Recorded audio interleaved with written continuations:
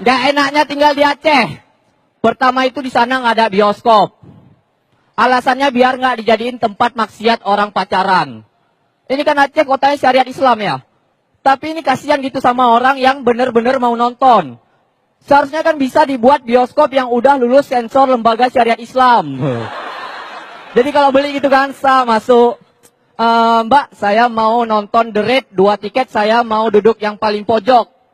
Oh maaf dek, di sini duduknya isi soft paling depan dulu.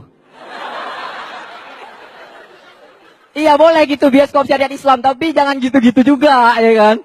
Aneh gitu. Atau gini, kalau di bioskop biasa itu jualannya popcorn. Ini kalau bioskop di Aceh apa? Kurma. Minumannya apa? Es cappuccino.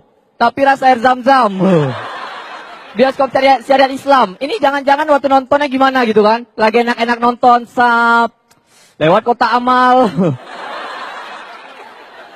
Atau lagi enak-enak nonton gitu kan, tiba-tiba layar hitam. Bus, keluar tulisan. Saatnya azan maghrib untuk daerah Aceh dan sekitarnya. Di Aceh, kalau ngomong